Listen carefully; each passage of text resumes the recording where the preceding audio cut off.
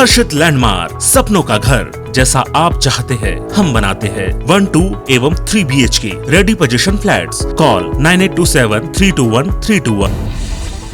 PM Modi G20 शिखर सम्मेलन में भाग लेने के लिए रोम पहुंच चुके हैं। पीएम मोदी ने रोम के महात्मा गांधी की प्रतिमा पर पुष्पांजलि अर्पित की है और इस दौरान पीएम मोदी ने वहां एकत्रित हुए भारतीय समुदाय के लोगों से मुलाकात भी की।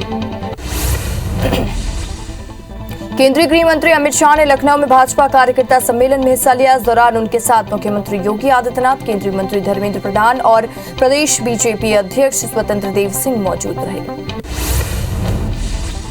इससे पहले केंद्रीय गृह मंत्री अमित शाह ने आज लखनऊ में बीजेपी के सदस्यता अभियान मेरा परिवार भाजपा परिवार की शुरुआत की। इस दौरान उन्होंने राज्य के विपक्षी दलों पर जमकर निशाना साधा।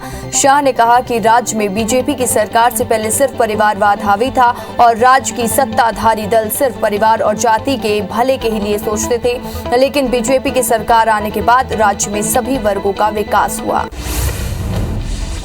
कांग्रेस महासचिव प्रियंका गांधी वाड्रा ललितपुर पहुंचकर 4 मृतक किसानों के परिजनों के साथ मुलाकात की और कहा कि बोरियों में पहले से मुकाबले कम खाद दी जा रही है, लेकिन उसके दाम बढ़ा दिए गए हैं। ये किसान क्या करेंगे? किसानों की बहुत समस्याएं हैं, लेकिन सरकार सुन नहीं रही है। सरकार पूरी तरह से विफल हुई है। सरकार ने किसानों को पूरी तरह से नकारा है। किसान आंदोलन को 11 महीने से ज्यादा का समय हो चुका है। 11 महीने बाद टिकरी बॉर्डर और गाजीपुर बॉर्डर से पुलिस ने बैरिकेडिंग हटाई है। सुप्रीम कोर्ट में सुनवाई के दौरान ये बात सामने आई थी कि रास्ता बंद होने की वजह से आम लोगों को परेशानियों का सामना करना पड़ रहा है, जिसके बाद किसानों ने कहा था कि रास्ता उन्होंने बंद नहीं किया, दिल्ली पुलिस ने किया है। किसान नेता राकेश टिकैत का बयान आया है। टिकैत ने बैरिकेडिंग हटाने को सही बताया और कहा कि प्रधानमंत्री ने कहा था कि किसान अपनी फसल कहीं पर भी बेच सकता है।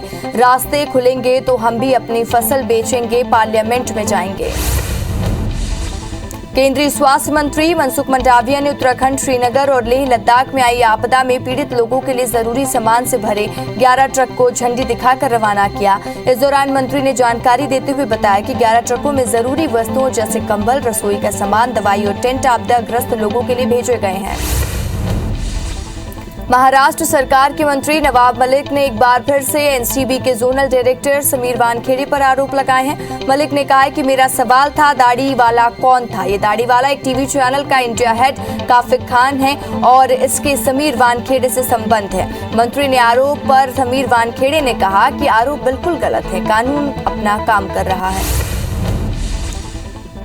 टेनिस चैंपियन लिएंडर पेस गोवा में ममता बनर्जी की मौजूदगी में टीएमसी की सदस्यता ली। लिएंडर पेस के डबल में सबसे ज्यादा महान टेनिस खिलाड़ियों में माना जाता है। उन्होंने 8 पुरुष डबल्स और 10 मिक्स डबल्स ग्रैंड स्लैम खिताब जीते हैं।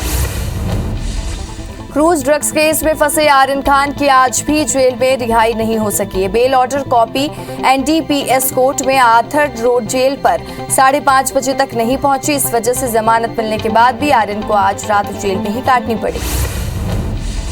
उपचुनाव की वोटिंग को लेकर बीजेपी चुनाव प्रबंधन की बैठक बीजेपी प्रदेश कार्यालय में हुई। बैठक में कल होने वाले मतदान के लिए बूथ मैनेजमेंट और बीजेपी के पक्ष में ज्यादा से ज्यादा वोटिंग के लिए रणनीति पर चर्चा हुई। बीजेपी ने उपचुनाव के लिए नेताओं की एक सेल तैयार की है, जो कि चुनाव क्षेत्र पर गड़बड़ी को लेकर तुरंत एक्शन लेते हुए चुनाव आयोग के सामने अपना पक्ष रखेगी।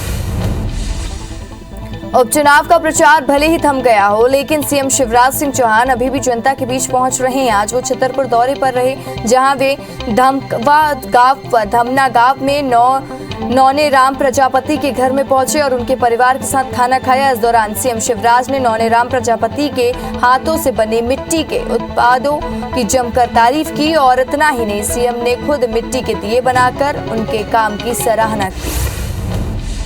मध्य प्रदेश में पंचायत चुनावों की तैयारियां तेज हो गई हैं। दीपावली के बाद प्रदेश में आचार संहिता लागू हो सकती है। बता दें कि 3 चरणों में पंचायत चुनाव होने हैं और नवंबर के दूसरे सप्ताह में तारीख की घोषणा हो सकती है। राज्य निर्वाचन आयोग ने अपने स्तर पर सारी तैयारियां कर ली है।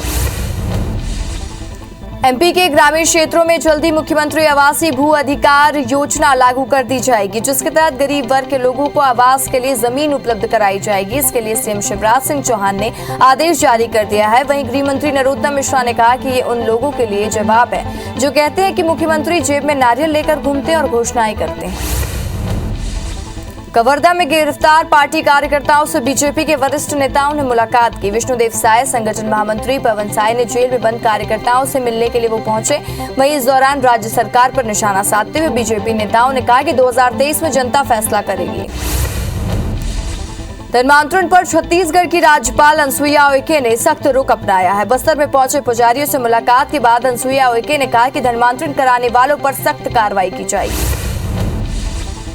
प्रदेश कांग्रेस मुख्यालय राजीव भवन में आयोजित एनएसयूआई के कार्यक्रम में जबरदस्त हंगामा हुआ। कार्यकर्ताओं ने एक दूसरे पर लात घूंसे भी चलाए। दरअसल एनएसयूआई के पूर्व प्रदेश अध्यक्ष आकाश शर्मा और उपाध्यक्ष भावेश शुक्ला के समर्थक राष्ट्रीय अध्यक्ष के स्वागत के लिए खड़े हुए थे। इसी दौरान दोनों गुटों के समर्थकों में पहले स्वागत करने को लेकर विवाद हो गया।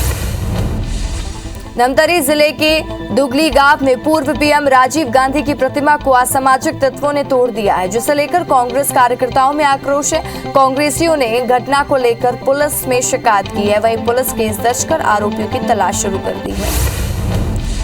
राजनांदगांव के करेला गांव पर पति पत्नी की हत्या कर दी गई है। मौके पर पहुंची पुलिस ने शव को कब्जे में लेकर आगे की कार्रवाई शुरू कर दी। मृतकों की पहचान 42 साल के महावीर जाट और उनकी पत्नी मीनाक्षी जाट के रूप में हुई है, जो कि हरियाणा के रहने वाले थे, जो 2 साल पहले ही लीज पर जमीन लेकर व्यापार कर रहे थे।